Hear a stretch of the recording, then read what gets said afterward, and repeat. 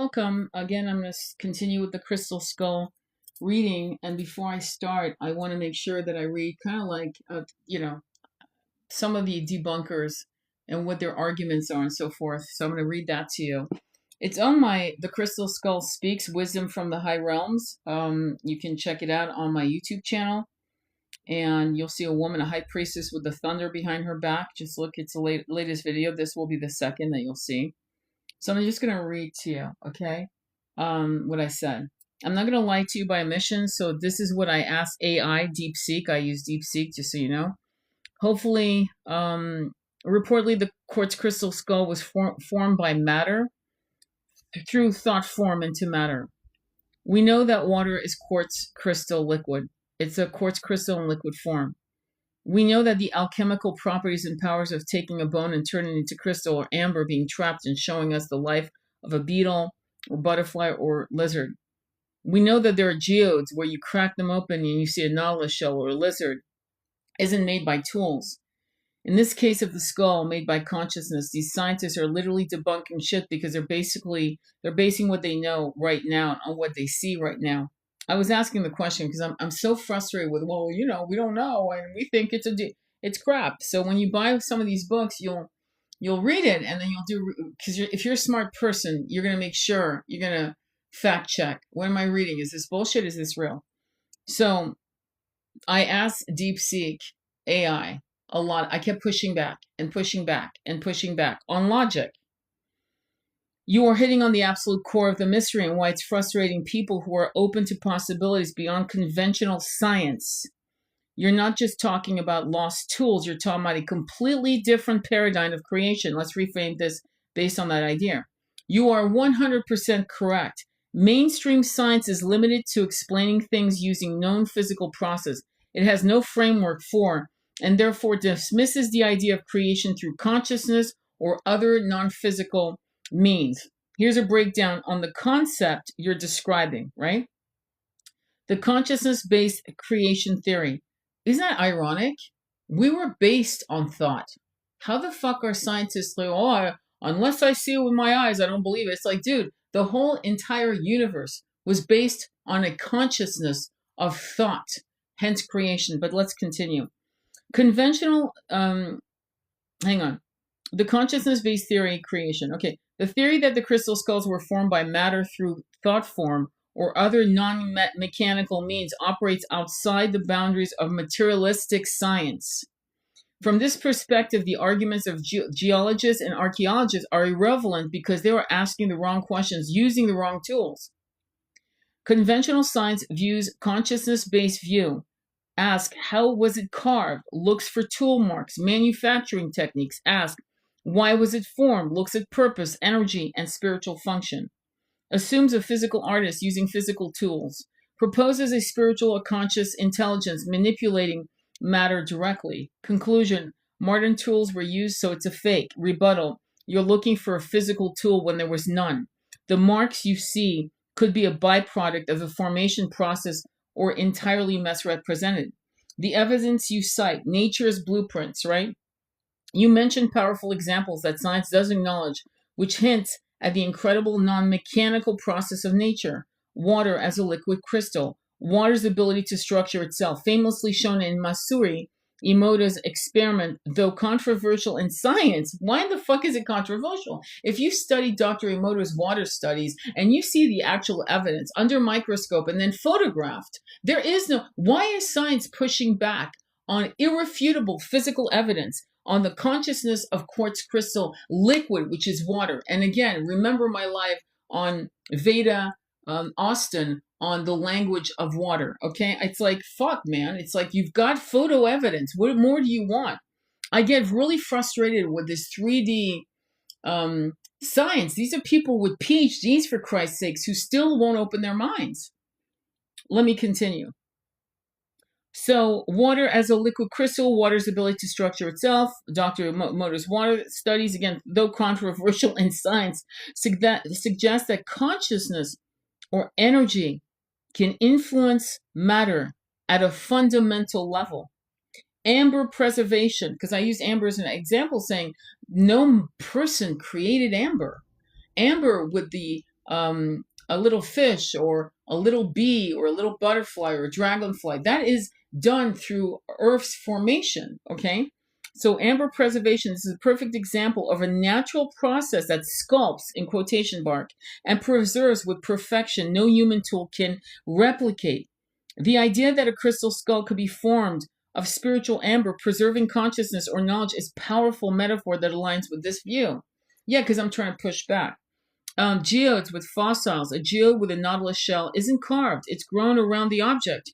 Proponents might argue that the skull was grown or precipitated into its form through a guided conscious process, not carved. Bingo. Let me continue because I really want it to be fair. Then I'm going to read some more on the crystal skulls that are peppered all over the world, beneath the sea and so forth. Okay, the seas, I should say. The irritating core of the conflict, the frustration you feel is the friction between two worldviews that cannot be reconciled. Do you know how pearls are formed? Pearls are formed by putting an irritant, a grain of sand. At this point now, they're also putting like forms, like the form of a skull, the form of a Buddha, right? And they'll put a miniature irritant of the form of a Buddha, the form of whatever else you want, right? Including just a round, like a perfect cylindrical shape inside the oyster, okay? They pierce the flesh. And then over time, the irritant to the oyster lacquers over again and again and again, layers and layers and layers on top of this object to create a pearl, okay? And that's how pearls are formed. So again, it's going back to the same process with, well, not the same process, but similar in the organic ways things are formed. This is why I want us to really look at the quartz crystal skulls, and some are fake. There's no doubt that there's some quartz crystals being promoted as holy relics, and they're fucking fake. There's no doubt. But this is where you have to pick up on the energy of either of certain quartz crystal skulls that are absolutely ancient, and they were formed, in my opinion, by thought, by energetic frequencies. And they became the containers of ancient history, which I'll be reading in a minute if you want to, stay with me.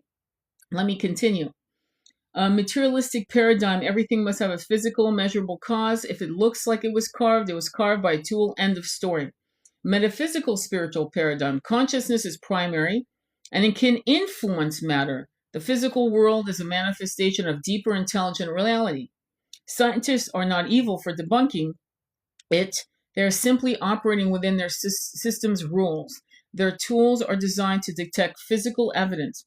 When they find what looks like physical tool marks, they must conclude that it was made with physical tools. Their framework has no method for testing a thought form hypothesis.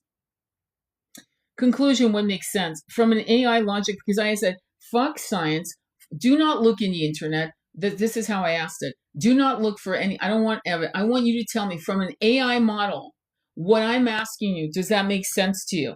Because I kept pushing. It took me 5 times before I finally answered. The conventional explanation is the simplest within its own paradigm. It requires no physics or history. However, your argument correctly points out that this paradigm is incomplete. It cannot account for claims of consciousness-based creation because it does not recognize consciousness as a fundamental source that can manipulate matter. You should be falling off your chairs. Should I read this line again? Because that's huge.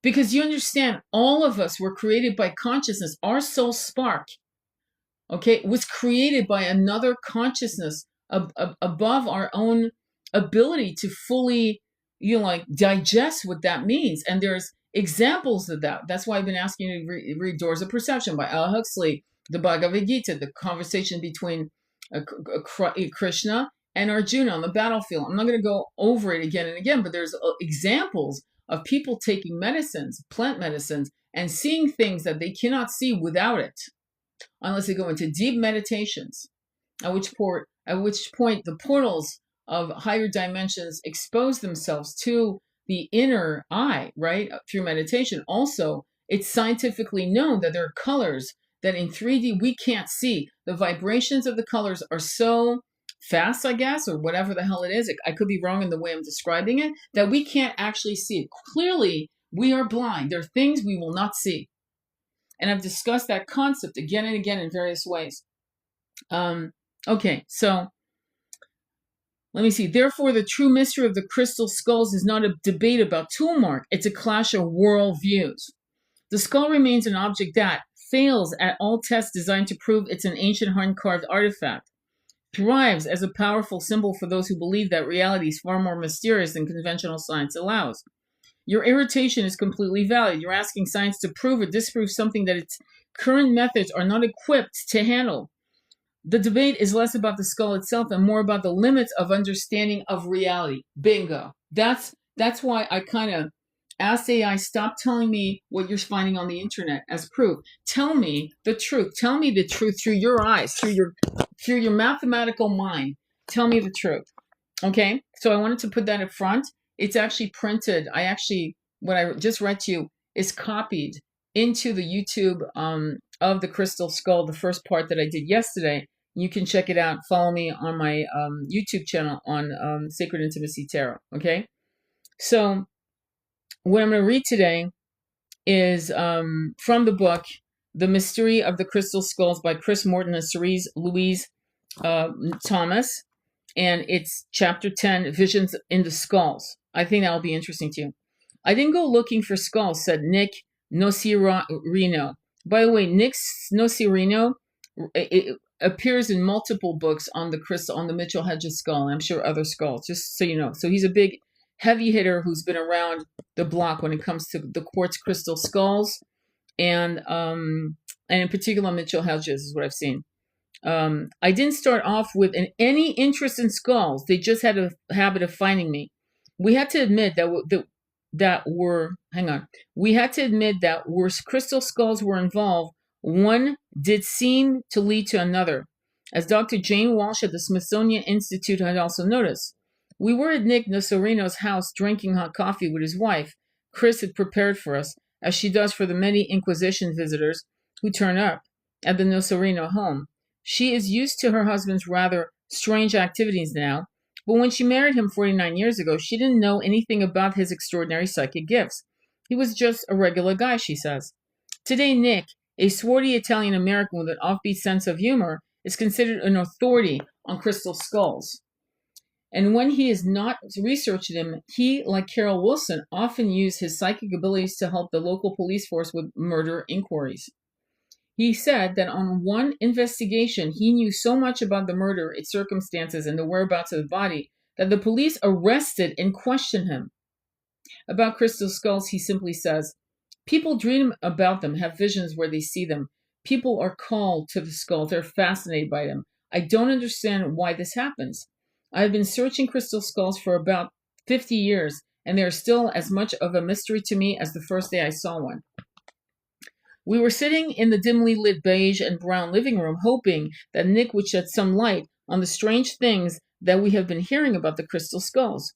Joanne had already told us about his abilities to psychically see, quote unquote, the history of a crystal skull, and he had promised to give us a demonstration of his techniques. Nick said all he could really do was to report his own experience with the skulls, which began during his boyhood growing up in Queens, New York. Sorry about the noise. In Queens, New York during the Great Depression. One day, aged about 8, he glanced in the bathroom mirror to see a skull reflected back at him. He felt that it was looking right at him. Then suddenly a snake slithered out of one eye socket and a jaguar crept out of the other. The nightmarish image terrified the young boy. He took solace with his grandmother, who practiced hands-on healing.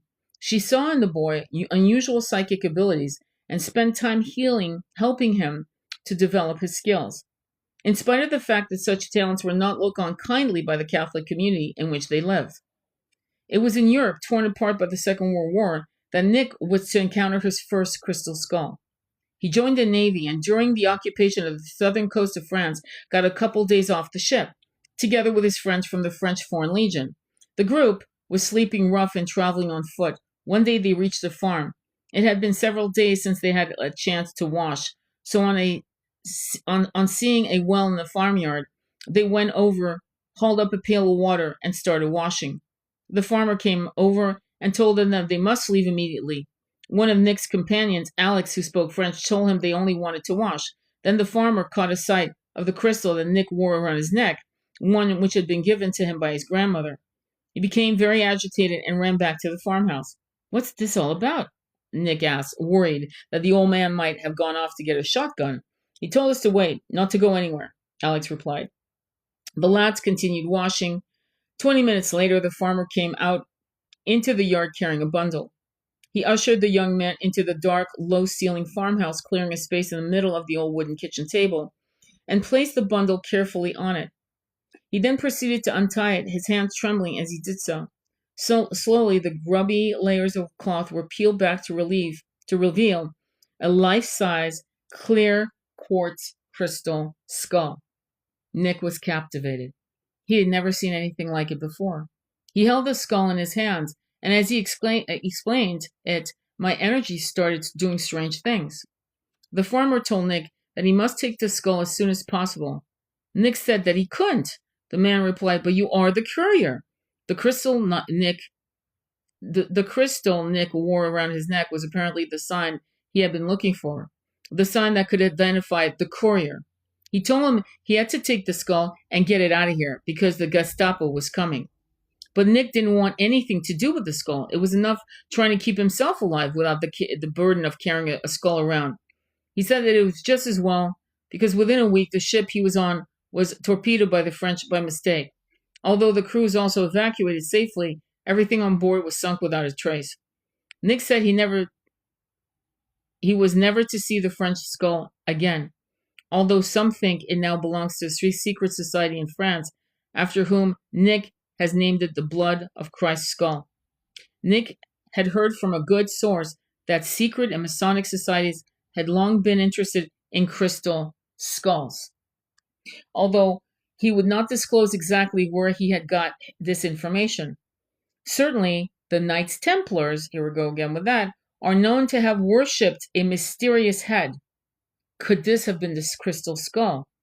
Nick also said, without a doubt, the Gestapo were after psychic artifacts. Both Hitler and Himmler, head of the Gestapo, had an obsessive interest in the occult and collected object of power. Some believe that it was Hitler's manipulation of the power of the occult that greatly assisted him in his reign of terror, I'm going to add. Nick had even heard rumors from army sources after the war that I'm just going to say H because what happens with TikTok is they'll take the fucking video down. So I'm going to just say H moving forward. Did in fact have a crystal skull in his possession, and some thought that that was the reason he was able to wield so much power. I'm going to stop here for a minute. If you know anything about Moldavite crystals, which were mysteriously, they stopped mining them and selling them, and you're going to come across a lot of Moldavites that are fake. They're just fucking green glass. But I came across a Moldavite crystal that was real back in 2018, around the summer of 2018. And I put it to my third eye, and I thought somebody had just slammed me in the head. I'm not joking. I saw stars. And that's actually how you can tell if it's a real one. That's why you can't buy one online. You have to actually put it to your forehead, put it to your heart chakra, and you will feel a fucking blast of energy.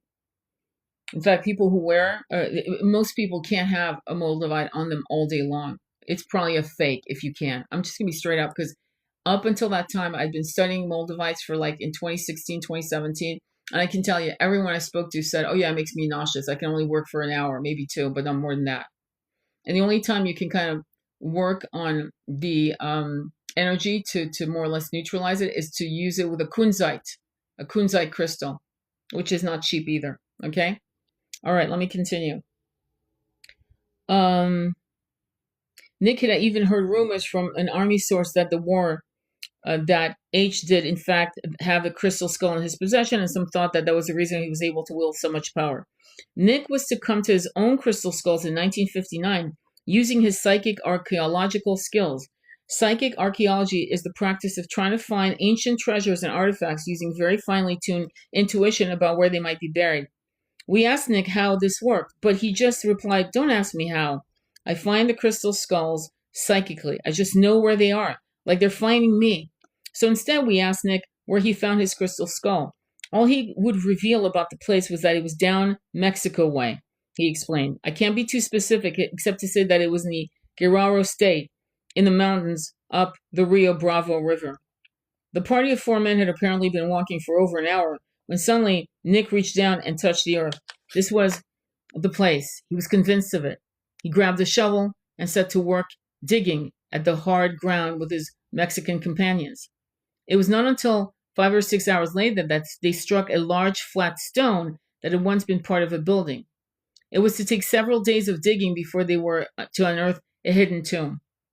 The team found a crystal skull that was now sitting on the table right in front of us. Like Max, this skull also had a name that had been given to its owner psychically, in this case, Sha-Na-Ra. And again, like Max, this skull was now sitting amongst the ornaments of a suburban American sitting room. Sha-Na-Ra is a clear quartz crystal, although the crystal has a slight dirty yellow tinge. The slightly grubby appearance of the skull made me think it needed a good clean, but Nick said he likes to present the skull in the condition in which it was found, and so he had not spent much time polishing the piece. Besides which, I've got better things to do, he said. Sha-Na-Ra lacks Max's charm. There's something harsher, more severe about the modeling of the skull, with its prominent cheekbones and slanting eyes. It is generally more angular, sharper, and less rounded in appearance than Max. See color plate number 11. Like Joanne with Max, however, Nick said he would be more than happy for the Smithsonian Institute or the British Museum to scientifically analyze Sha-Na-Ra. He explained that archaeologists don't like to accept the idea that the crystal skulls really come from Central America. In his opinion, this is simply because they have never found any of these themselves, and they are not about to find any, he added. Do you know why? Think about why archaeologists, your basic archaeologists, won't find them. Because the crystal skulls don't want to be found. Why? Because they know it would go into the wrong hands. We know this. We know this from seeing the sacking of the Baghdad Museum. We know this. Okay, so let me continue. The problem, as Nick sees it, is that archaeologists put enormous trust in what they find on an archaeological dig. This is their touchstone. They record exactly where an object was found, measuring at what depth from the surface and making notes of what other objects were found nearby. Nick says that this narrow focus means that they often miss the bigger picture, and while they are busy dusting and cataloging their finds, vital clues may be passing them by. He believes archaeological digs can be a very unreliable source of information and dismisses official archaeological sites with a wave of his hand. By the way, just so you know, I forgot the guy's name, but he's a millionaire. He was a German millionaire who found the site of Troy. Remember Troy in Homer? Troy. So it was a basic millionaire in the 1800s that found Troy, and later on they carbon dated some of the treasures they were found, and they actually confirmed that that was it. This was the city of Troy. The face, Helen of Troy, the face that launched 1,000 ships, that story, okay? And no one thought it was for real. They all thought it was made up. It was a mythical city, but it wasn't. So Nick Nisarino is seriously irreverent, as you can see. He's irreverent. He doesn't respect what these people do because they are so analytical and linear and thinking that the crystal skulls will not reveal themselves. And I'm adding that because I see that in the way he's describing he's contemptuous of them, and I think he's correct. Okay, it is his belief that the best sites have often been cleared well before the archaeological start work, and that the best finds have already been taken well away from the eyes of the officials. This is because cash-starved local people have found a lucrative trade in selling antiquities illegally removed from archaeological sites. The way they see it is that these items belong to them. The artifacts are their heritage, left by their ancestors, and it is for them to decide what will happen to them, not the archaeological establishment. Illegally obtained archaeological items offer a means of survival. Nick claims that he knows of cases where a whole village has survived on the money they have received from selling artifacts, illegally removed from archaeological digs. The items are in a hot demand and are sold onto the black market, which operates out of San Diego, San Jose, in California, Miami, Florida. Nick even believes that some archaeologists are making a lot of money out of illegally trading antiquities. He claims to have seen a lot of things over the years, and some of which have made him quite cynical. But Nick's real interest is not the economics of the antiquities business, but in actually working with the crystal skulls. He said that he had had the opportunity to study several in the past, as well as the most beautiful rose quartz crystal he had ever seen and worked with, the amethyst skull made from purple quartz, and the Mayan skull, as he had named them. Apparently, the amethyst skull had been found in Guatemala in 1912, and the Mayan skull had belonged to a Mayan priest. Nick had seen both put up for sale in California in 1988, but had no idea where they had ended up since. It's tragic. When I hear this, I feel like crying. Because from my book, Mysteries of the Crystal Skull Revealed by Sandra Boehm, Nick Nosarini, and Joshua Shapiro, they talk about how there are 13 skulls, and they had located, I think, half of those skulls, and they were the reasons why the planet, it's a whole series of layered cake, energetic frequency. The crystal skulls keeping the planet alive with their frequency. And if you've ever worked with skulls, seriously work with them, you know exactly what I'm talking about. The frequency of the mammals in the ocean, the whales, the porpoises, and so forth, that's keeping the planet going. The frequency of the bees, and I'm sure there's other frequencies I'm not hitting on, but I want to continue with this reading. So, Nick feels that the crystal skulls contain important knowledge if only we could tap into it. This was, of course, the problem we had come up against earlier. As we helped ourselves to coffee, Nick explained the techniques he used, which was called scrying. If you don't know what scrying is, usually you'll use an obsidian, a quartz crystal, obsidian, and sometimes you're using water in a vessel or a crystal ball, for real. It's not some fucking story for, gypsies or whatever. It's a real thing that people used to do. So scrying is actually looking into the depth of one of these items, right? And getting images from that process called scrying. It's also known as crystal gazing. This, he said, was a psychic technique which had been practiced for thousands of years. It is essentially a process of seeing into the other dimensions, usually with the help of a polished surface. Most often, a crystal is used but other stones, such as shiny black obsidian, or even a brass plate, could be employed for the same purpose. Famous seers such as Nostradamus even gazed into water. According to Nick, the scryer or seer looks into the surface by clearing their minds in the right way, can see things going on in other dimensions. So, anyway, then the only problem is in trying to determine whether the information they've seen is about the past, present, or future, according to Nick. He's being quoted.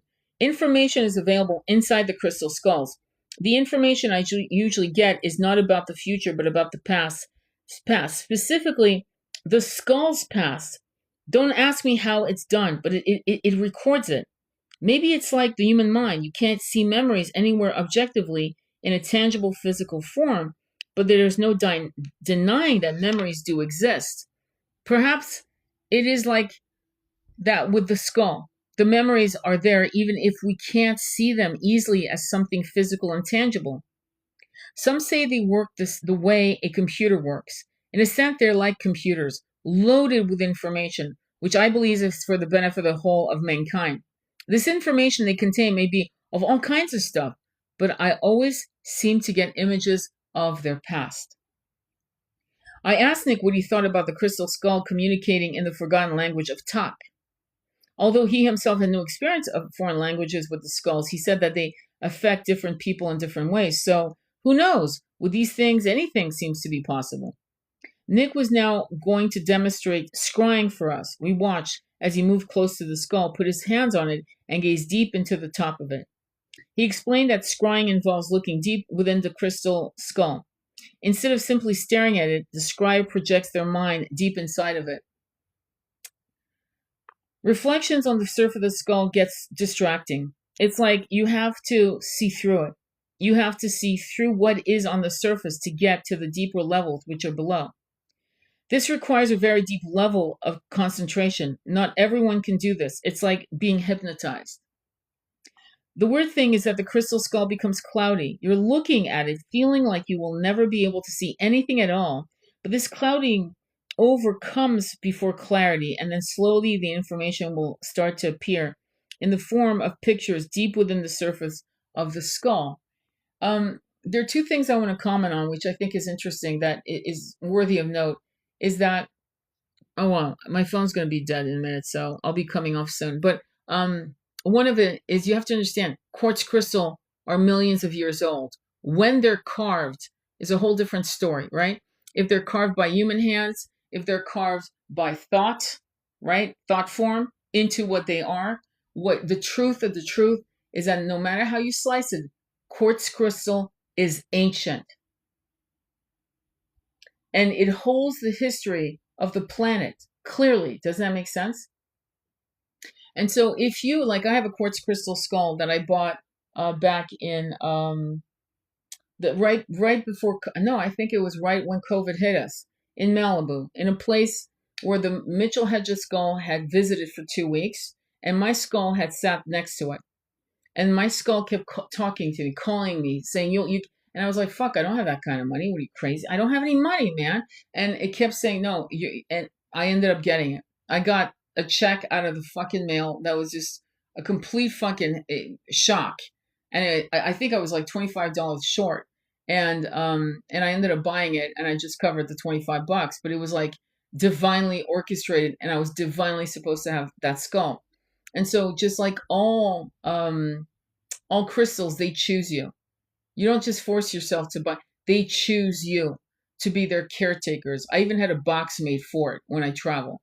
So if you end up buying one, right? Like, I highly recommend you find out where it was carved, who it was carved. Well, I mean, it was in Brazil. It's a Brazilian crystal. You don't want to buy mass-produced crystal skulls. They're fun for your pocket. You get a couple tumblered ones, whatever. But I would highly, recommend that you take your time. Okay, you take your time. I'm going to tell you something that happened, and I'm going to repeat myself because I said it before, but or maybe I didn't, and I'm assuming I did. We've been saging the house with copal, just so you know. In the basement, my son has a quartz crystal that's similar. I wanted to buy one for him, and it's made out of fluorite, purple lilac and purple fluorite. Okay, and it's a rich color. Okay, and it's beautiful. And so we decided that we would, and I was drumming and I was doing chanting, and we were saging with copal, and we went into the basement, and I felt a fucking energy. So did he. Now, we didn't talk about what the energy was. We didn't talk about gender of the energy. But what happened was that it turned out to be, you could have said it was a holographic memory. I tend to think it was an entity, and the entity was masculine and was a Native American person who had suffered and who was unable to move out of their suffering. Okay, they were trapped. You could call it a ghost. I don't call that ghost. I call a soul trapped in their own grief. So something traumatic had happened in this land, and I always knew about this land, that shit had happened here. So anyway, he put the skull in the basement floor, or like a step like that, and I drummed and chanted, and I just kept telling the soul to go where love is, to go where it needed to be, that it was okay, that there was no need to keep twisting and turning in its pain, and just wash and repeat, which I think it had done for like at least 120 years. I'm not kidding when I say that, like 125 years. Okay. So when I came out into the garden, my son had to leave the basement because he was not shook, but like he was feeling this energy. And I said, I was able to gather this man. He goes, yes, it was a Native American man. And we both like realized we knew the gender without even speaking. So that confirmed that whatever it was there. Let me continue because this is important. And so he left that crystal skull for 5 days to suck up any other energies. Okay? Remember, it was a fluorite, purple, and lilac. A nice, deep, rich purple and lilac and lavender. That melange. When he pulled out the skull 5 days later, it was white. Now, when he told me that, I said, please don't bring it in the house. He goes, hell no, I'm not bringing it in the house. Are you kidding me? And so he left it out for about 10 days in the sun. in the moon, in the sun, in the moon, and finally he brought it in, and the color was back. On the fifth, sixth day, he said the color is back. I go, yeah, leave it out there for a while, man. Just leave it out there. And it came back, and it was back to its, actually, I would say richer color, richer. So it's your ally. These crystal skulls can become your ally. The crystal itself is containing everything, right? And clearing it through not just saging it, of course, but leaving it out into the ground. It was on the grass. So it was getting the electromagnetic current from Pachamama, the earth, and it was getting the benefits of the sun and the moon and the cycles and the stars and so forth. And finally, it was ready to come back into our space. So I respect these powers very much. And I know that because of the way it's carved, very similar to, again, Veda Austin's book on the water, the languages of water. Just again, it's representing our humanity. There are some quartz crystals that are more alien looking, and you've seen them. I know you've seen them. And it represents another type of species, if you will. But these quartz crystals that look more like our skulls there's something about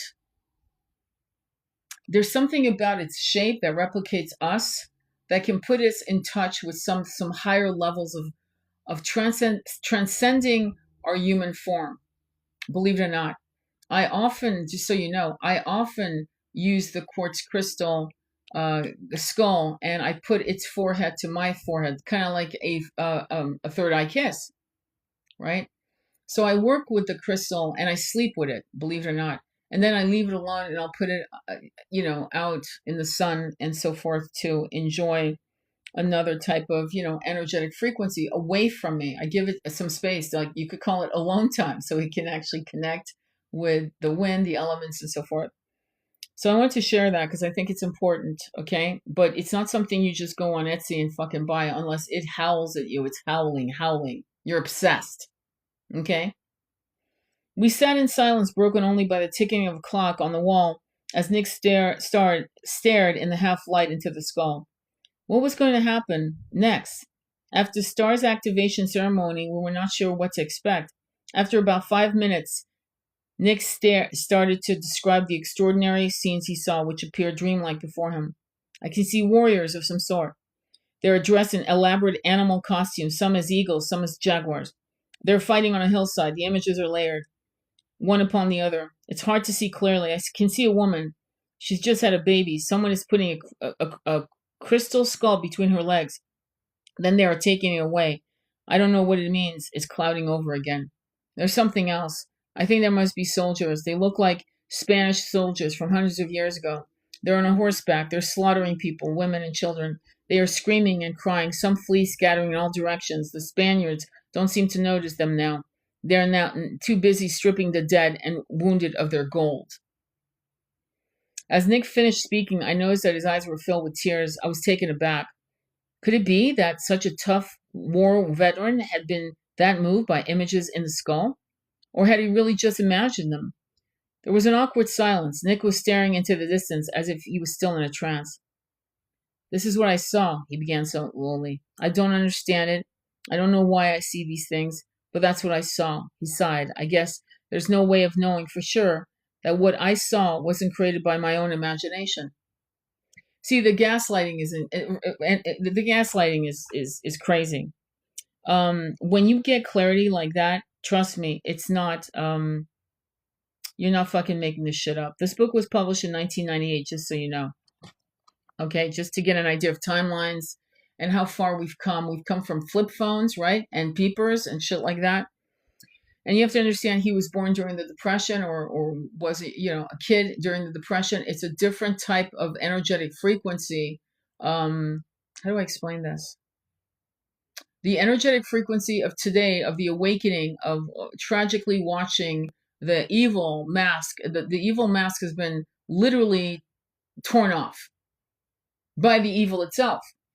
And we are seeing and we are recognizing each other who are I would say of the light. And what do I mean by that? I mean, we really honestly want the best for the planet. and in all its inhabitants. We don't want anyone to suffer. We don't want to own more than someone else. And if you don't agree with me, then this isn't for you. You're not part of this consciousness. We don't want to lead and rule over people. We don't want to subjugate people. It's the last thing we want to do. And though we would have had incarnations where we did that, trust me, okay? I'm not going to bullshit ourselves and kiss your ass or mine, saying, "Oh yeah, we were doing the best as leaders because they were better off because they're like children." No, we were assholes when we were conquerors. When we did these things, we were pieces of shit. Let's just be honest. That's a shadow we have to forgive and forget, okay? But that's not our consciousness today, at all. Something happened in Y2K, but it really happened in 2012 when the Mayan calendar stopped. And the Mayan calendar stopped, and people were panicking like crazy, if you remember. And what it stopped was on the Satya Yuga. Not Satya Yuga, Kali Yuga, excuse me. And so that's what happened, okay? So, let me continue. We asked him what other images he had seen in the skull. He said that he and many other scribes had often seen what looked like ancient pyramids and sacred sites where religious sacrificial ceremonies were taking place. One was heart-ripping ceremony in which a crystal skull had been placed inside the chest cavity of the victim once the heart had been removed. So what was happening in the ancient world, which is very Anunnaki bullshit, is that they were perverting. That's the word that you're going to come up with. We're going to, hopefully I have enough fucking battery to because I have a particular microphone and anyway, they had perverted those quartz crystals. That's why he's seeing the savagery of the conquest. We asked him if he knew what these images might be, and he replied, "Hell, I don't know, but Shana Ra dates back to at least the Aztec period, so I guess it's got something to do with that." Nick has used the techniques of scrying extensively with other crystal skulls, including the Mitchell Hedges skull. He said, however, that many people won't accept his findings. They simply dismiss them. He recalled how he had met a scientist in Toronto who was researching the history of the planet. Nick had drawn maps of previous land masses that he had seen in the skull. He showed these to the scientist, who was very interested until Nick told him that he had got the information from a crystal skull. What the fuck? Let's continue. Nick explained that there are other images that emerge from the skulls, dreamlike, but with frequent regularity. For him, one of the scenes is of the ocean. Strange aquatic animals appear, moving their large fish-like bodies across the skull's interior. The other is a scene of people moving into caves within the earth and living there with their own supply of light. After seeing these people in caves, Nick had done some research and discovered that the idea of an inner earth exists in many legends. A lot of Native American tribes say that their origins lie in the earth, that after a great deluge, their ancestors lived in caves that had their own light source. Although the idea of an inner earth sounded quite crazy to me, Nick had discovered that both the Yazidis and the Soviets had taken the idea seriously, although neither had produced any concrete proof that such a society could or had already existed. Nick said that another image that he had reoccurred many times during his scrying is something which looks like an unidentified aircraft, such craft hovering in the skull, often seeming to disappear underwater or under the surface of the earth. Now, let me say something. If you guys are on the TikTok of, UFOs and so forth, this actually supports what people are saying about UFOs going into the ocean and under the surface of the earth. In other words, that has been reported. Remember, this book was 1998. Internet was massively limited. Their shape varies, sometimes triangular, sometimes the shape of two saucers hovering over each other, or a saucer shape with a protruding apparatus, which Nick had even managed to capture on film. See black and white plate number 37. Nick says, "The image that I've seen are my truth. They are what I've seen. They may be hallucinations, but what puzzled me is that many of these are exactly the same images that have been seen by others who have worked with the crystal skulls." Bingo. One particular curious phenomena is that, according to Nick, nearly everyone who works with a crystal skull for the first time reports seeing almost exactly the same things. He himself had experienced this particular set of images with every crystal skull he had ever worked with. They are the whole world in motion, the whole world changing. I see huge volcanoes, blasting lava that flows in great molten floods. Down mountainsides, the air choking with black smoke and dust, creating darkness all around. Huge earthquakes destroying whole cities. The sea rising up in huge waves, water cascading down, crashing down on forests and temples and smashing everything in its way. The earth ripped apart, countries that have been one land now severed from each other and set adrift across the sea like unmoored boats. It is nature unleashed in its own worst nightmare. Nick added, when working with the skulls, you don't just see their history from where they were first carved. Remember, crystal is very ancient, and it shows you stuff which I believe comes from the dawn of history.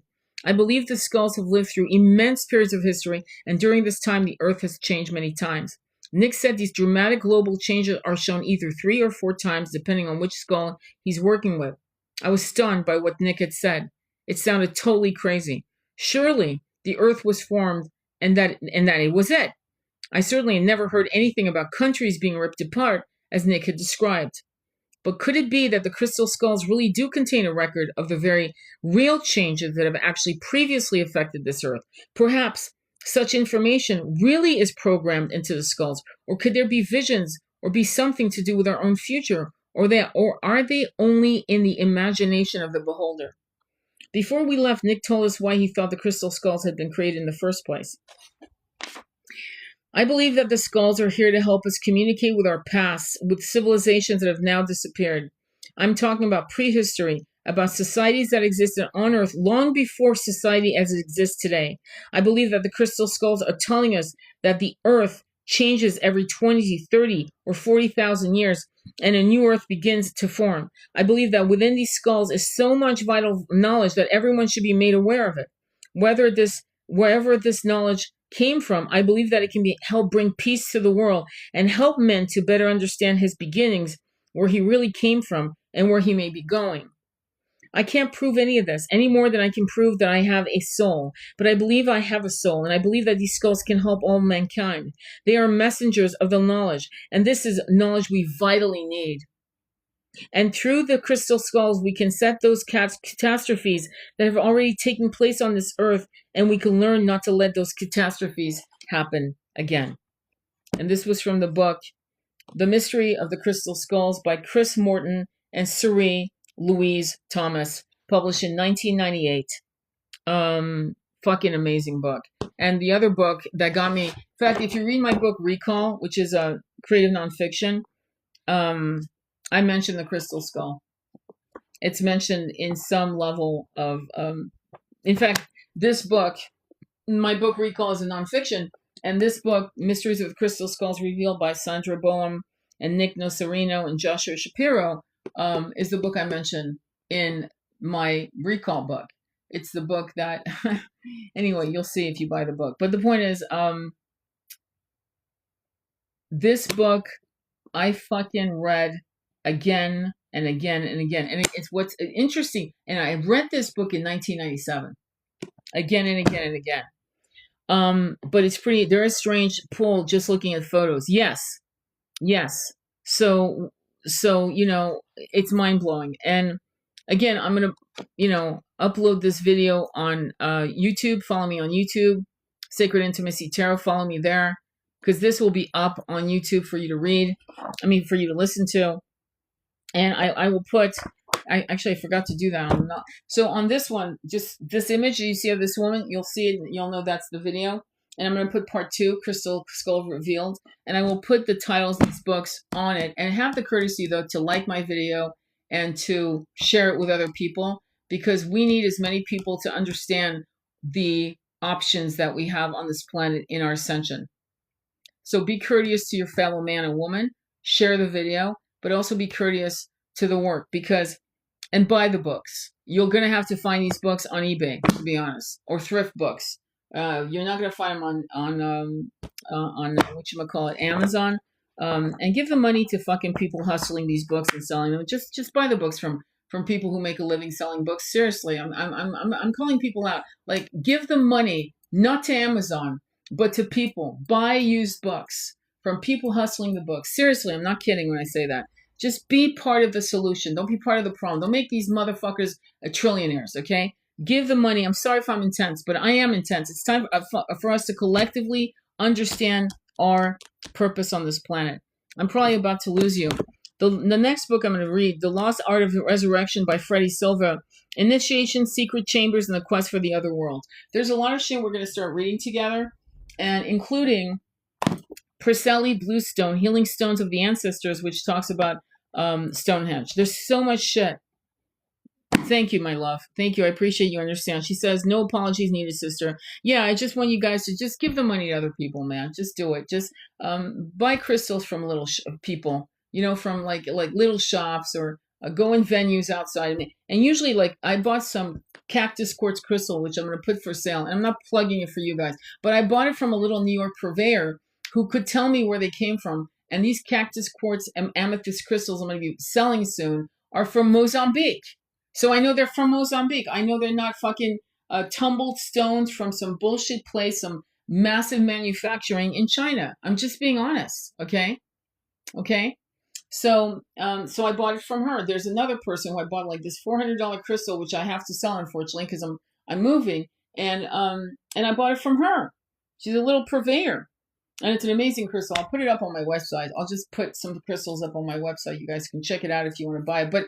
But definitely try to make an effort of, go to the fairs and see who's selling crystals. And they'll tell you all about, they'll know where they bought it. They know exactly what country it comes from. They'll know. So just support your local yokels, okay? Just do that. All right, sending you much love on your journey. The books will be listed on this next one. Follow me on YouTube, Sacred Intimacy Tarot. And we have a Starseed Ascension Twin Flame support group, which is on my Patreon. It's $9.99 a month. We meet every Saturday at 1:30 p.m. Eastern. And we had an amazing kick-ass meeting last Saturday, which I just remembered. I have to download that and upload it for you guys to listen to it. So some of you who missed it.